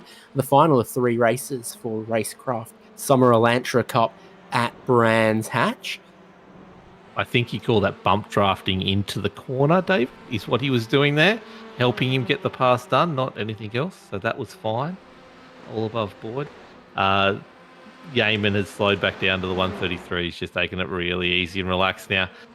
We've got here the 27 of Ridley, who has had a great drive in race 3, up 5 positions overall for tonight. For this race, and keeping Capel at bay. Capel hasn't been able to close the gap like I thought he would have. I thought Capel would have been able to get past him, but Baker here having a bit of fun. He's had just gets past. Slow lap for Swanepoel, who's lost a chunk of time and is now under pressure from Damon Mulqueen as well. 2 more laps to go. And that last lap, a 1.5 loss from Jacques Swanepoel. This is what we're seeing is everyone's best laps are within sort of 0.3 of each other. He's gotten too much of that right-hander before Sterling's that's given him a slowdown, cost him 1.5 seconds. Everyone's best laps is within, 0.2 of each other. It's the consistency that's been so important. You've got to have the whole race without an error like that. And we've seen Capel have 1 or 2 from time to time. Perhaps Ewan Baker had a bit of an error on pit lane. He might be ruining that. But Yeaman hasn't been, a second a lap quicker than everyone. He's just been consistent. He's just not had a slow lap in this race, and that's what's done it for him in a race where everyone's pace is so similar and consistency is so difficult and passing so difficult. This is Mulqueen's move around the outside there, but he's not quite as clear, and he might run out of room in the next right-hander, still trying to have a dig at Swanepoel on the penultimate lap. Yeah, he's always... He never doesn't ask a question, Mulqueen. He's always making you think and making you wonder where the pass is going to come. But Jacques is doing a great job of holding him off at the moment, but I don't think there's another move around the outside as we come to the final corner. Not really going to help him, not the position he wants to be in, because Jacques is going to have the position into 1 and 2 from here. So see if he can get the run down the outside here, but we go on to the final lap. Yeaman is our leader, but this is not over yet. Jacques makes a little bit mistake going into that, trying to hit the apex of 1 and not quite getting it as well as you would like. And Mulqueen finally gets that move made to finish to go into the last lap of 5th. And we've got a car with Tom with a no longer the biggest mover in the race. Tom Yakovlevich on the final lap has damage and he's losing spots. I think he's found the wall after turn 1. This is the leaders on the final lap. Daniel Yeaman now out to a 1.5 second lead from Kyle Ridley, not appearing to feel too much pressure from Lachlan Capel at the moment. And then there's more than 4 seconds to Ewan Baker, who'll struggle to catch them on the final lap here. Ridley, again, one of the drivers who had the very short stop, doesn't seem to be running out of fuel. No signs of pressure whatsoever there for a race leader, Daniel Yeaman, looking for 3 from 3 at Brands Hatch.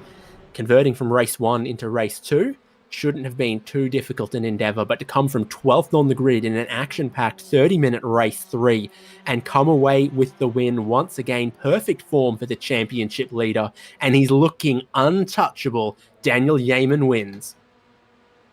Yeah, look, and considering we talked that first 5, 6, 7 minutes of that race about how bad he had it, how many bad hits he took, and how he couldn't get past and things just didn't go his way. And all it took was a blistering pit stop and out in front unchanged for the rest of the race. Really good drive considering everything that really went wrong for the first half of that race. Here's a replay of Tom just getting wide and getting that little bit too much dirt there, which bumped him off into someone else and almost ricocheted into... Reese Gardner it was, I think. It was Reese. What a race 3 Reese has had. We need to go back to that start at some stage and talk about that, but end up finishing 13th, down 9 positions from where he started, which is actually a really good job considering the start that he had. But well done, Daniel Yeaman. 3 out of 3 tonight, and not everything going his way in race 3, but still getting the job done anyway. Going to celebrate with a couple of his teammates there. Tom Wilkinson also picking off some spots as we went through the evening after a slightly lackluster start. But a bit of mowing there for some reason from Kyle Ridley. Just testing out the Mulqueen line. So these guys going to go for it as well. Reverse donuts out in the gravel.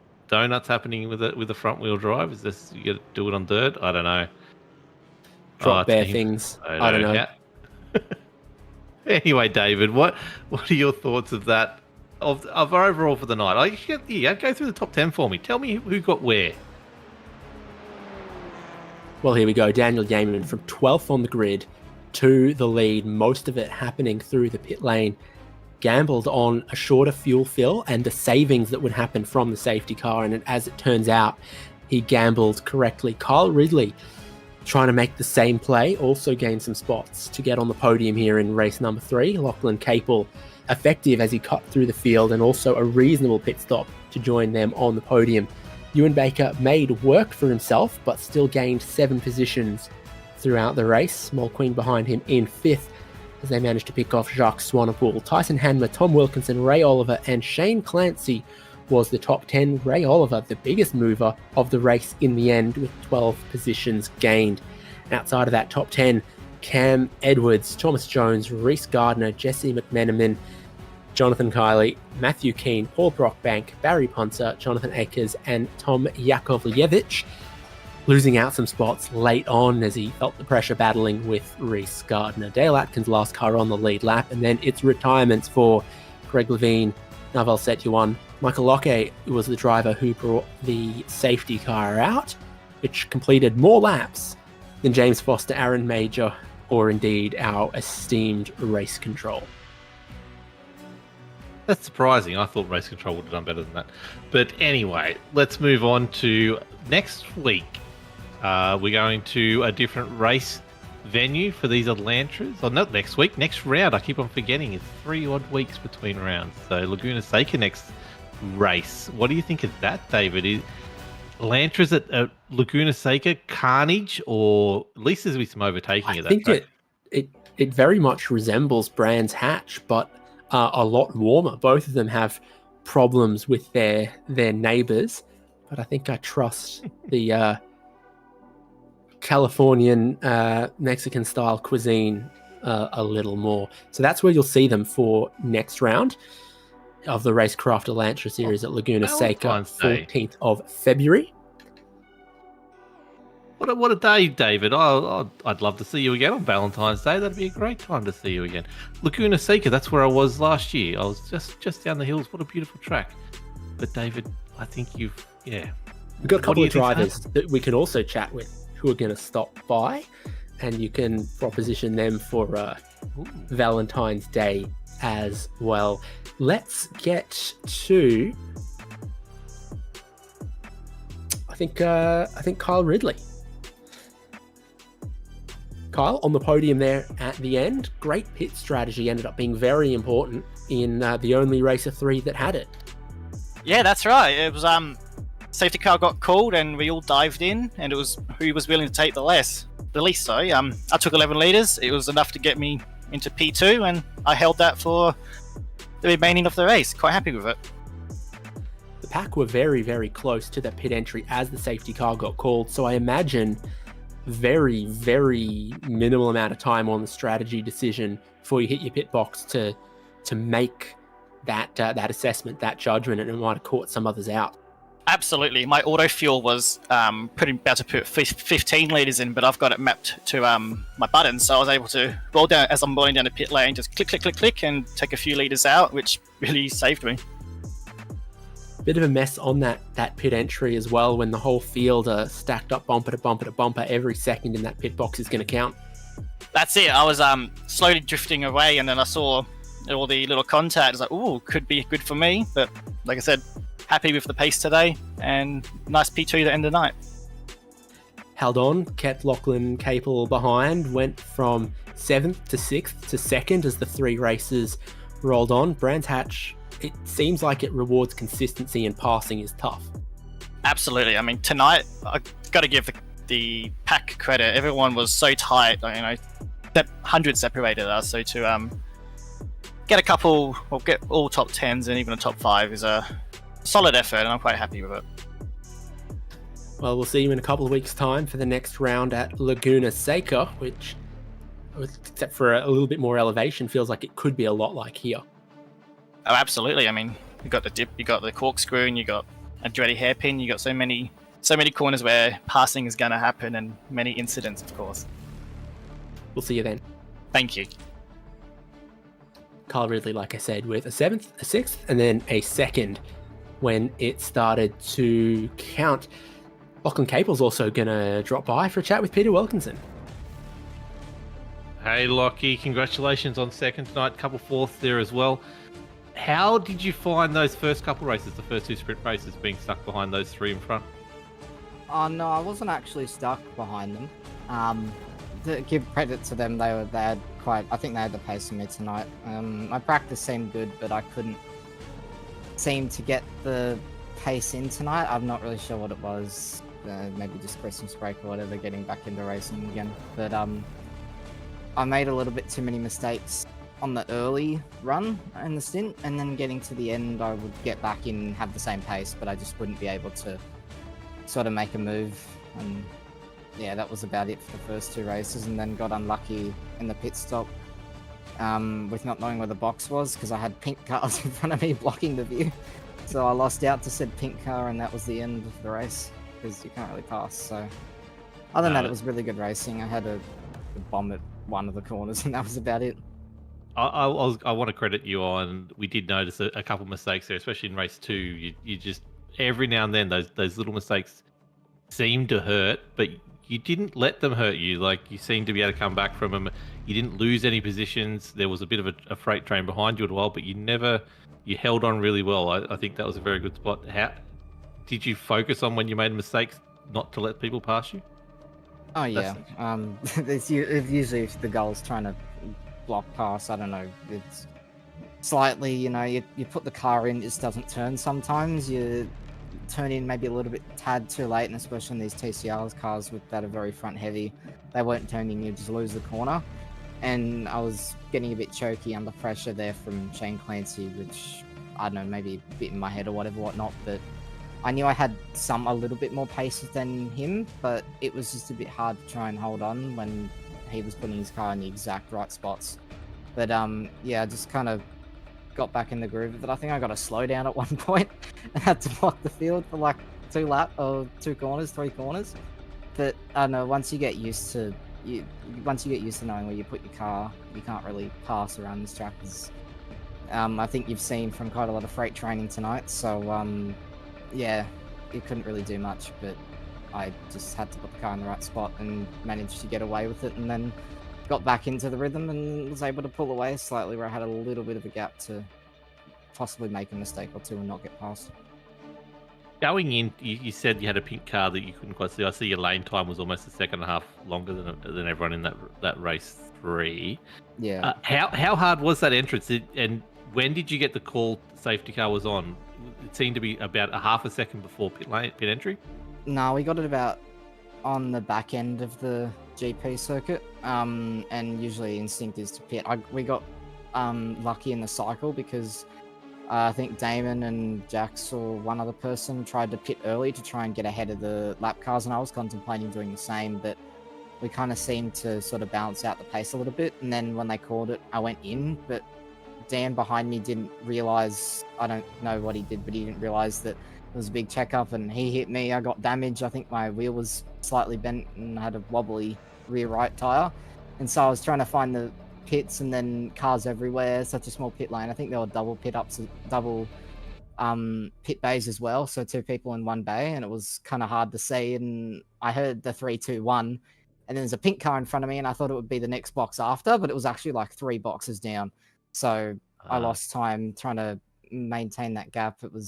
I needed to be in that lane, but you get unfortunate with cars who have the box in front of you and you can't really see, but that's just racing. And if I maybe put a leader or 2 less, which I could have afforded to, I might have been able to jump in, but it would have been tight. It would have been seriously tight. Yeah, it would look tight. I think you did as little as anyone could have done. But look, well done tonight. Laguna Seca next week. Quick thoughts? Next round? Yeah, Laguna Seca will be... I don't enjoy this track much, so I kind of reflected in the pace, even though I had a little bit more than what I thought I would. Laguna Seca I do quite enjoy that track, so that will be fun. And then Sandown, obviously, done a lot of laps in the V8 there, so this should translate over nicely with the abuse of curbs and luck through Dandy Road. Well, excellent. Well, congratulations tonight. Very well done getting the podium in the end and the first 2 races and being able to block very well. And yeah, we'll catch you next time. Thanks, guys. Lachlan Capel joining us after that performance. There's only one driver left to chat to. Once is lucky, 2 is good, 3 is magic. He pulls one out of the hat. Yaman the Shaman, 3 from 3 at Brands Hatch. Thanks, David. Yeah, I mean, look, took Christmas and New Year off, got back in the car today, see where we're at. And, I mean, yeah, it cannot go better than that. I mean, hooked up the perfect qualifying lap to get to the front of the field and able to take the race win today was really awesome. Just want to also say, big credit in races 1 and 2 to the Damon, but Mulqueen and Ewan Baker kept me extremely honest all the way through both of those opening sprints and got me in my head a couple of times. I was able to hang on in that case and was able to get the fuel strategy just right in race 3 to be able to jump everyone and hang on. And credit to Carl Ridley there in race 3 as well, able to stick with me for a bit. I think I just was able to find a little something towards the end of the stint to give myself a comfortable margin to bring home the checkered flag for the final time tonight. 15 minutes isn't long of a race. I mean, the tyre warm-up, tyre temperature, relatively cool track. It's like repeated punches to the face there to kick the round off. Oh, yeah, without a doubt. And I mean, cold tyres in this car, definitely something I don't feel comfortable in and sort of was suspecting that I was going to be under pressure. So, and then, yeah, even the safety car restart, the car tried to get away from me down at Druids, just stepping out under the rears because, of course, with the bias so far backwards. So that almost got me going a bit more sideways than I would have liked there too. But so, yeah, just having to remind myself, start of race 2, start of race 3, just look, you've come out of a hot car, start again. And thankfully, yeah, able to get back in the right mindset to be able to not overdrive it at the start of the second and third races tonight and be able to make the most of it as a result. So 3 standing starts uphill. Some went too early, some didn't go at all. Your starts looked pretty good, and of course 2 of them were from pole position. I mean, yeah, I've got the advantage of having hand clutches on my steering wheel, so I'm able to have those dialed in to where the bite point is. And it's just a game of, I've got my lights right where I want them on top of my, basically center of my screen pretty much, and just laser focus on the lights when they drop. And basically just drop a paddle and let the second one take the rest of it, and then away we go. Someone once told me that your reaction time is quicker in your peripheral vision than in the center because of the density of the cones or whatever. So now I don't actually look at the lights anymore. Interesting. I mean, look, maybe something for me to experiment in some time away. And saying that, don't get a lot of time to practice, and part of that's I don't choose to practice a huge amount either. But hey, look, there's always something maybe I can show. But I think what we'll do is we'll stick with the tried and true, get through rounds 5 and 6, and then maybe I'll investigate that one come about March, I think it is, when we're done here. Just give it a cheeky Google. Excellent work on that pit strategy. We were talking with Kyle Ridley about you all, as leaders, had very little reaction time from the call of the safety car to when you were square in your box, making your decisions about what the pit stop was going to look like. I mean, I had my fuel calculator up and running, and of course it's giving me the green flag numbers at that point. And I think for me, it was just as we'd exited the penultimate corner. So we had that short run to the final turn to set everything up. And just I know sort of gotten a feel for when the safety cars come out in the series here that it does burn the fuel down a lot in terms of how much you actually need. So I took a bit of a gamble, and as a result, was able to jump everyone ahead of me, which was pretty lucky. Sorry to Lockie at pit entry there. Just was so focused on maximizing the entry there that I gave his rear bumper a bit of a tap. But yeah, still able to hit my box right and get the fuel in, get back out, and then save as hard as I could to make sure we were all green to make it to the end once we restarted. Quick word on Tom Wilkinson. Started 22nd on the grid after qualifying, finished 20th, then finished 15th, then finished 8th. I mean, he's been did a good job from Tom tonight in terms of getting through the field, and especially getting through race 3 and being able to maximize the result there. doubly so for him tonight. He's recovering from a fracture in his elbow that he picked up playing soccer, of all things, before Christmas. So was a bit concerned that he wasn't going to be able to make it through all 3 races, but was able to make it to the checkered flag. And yeah, keep his nose clean in race 3 to be able to pick up the spots as the strategy played out there. We'll see you at Laguna Seca in a couple of weeks' time then, Dan. Certainly, that's the plan. I didn't think I was going to be in this position, but absolutely going to now keep our eyes forward and look to defend this championship lead we've got. Daniel Yeaman joining us there, race winner of race 1 and of race 2 and of race 3, and he worked and worked for all of them and extends his championship lead. You saw it, it's February 14th, Valentine's Day, that Racecraft Summer Elantra Championship is back from Laguna Seca. With thanks to Racecraft Simulations and Sudspeed, remember to go to their website and use the code ELANTRA for 10% off and free shipping. Sudspeed.com there, and the code being ELANTRA. And thank you, Peter Wilkinson, for joining me, Jay Kennedy for producing. I've been David Haynes here on SimSpeed TV. Wherever you're watching, make sure to subscribe, not only for more Southern Cross ESports Elantra Summer Cup, but all the other great racing we'll be bringing you in 2024.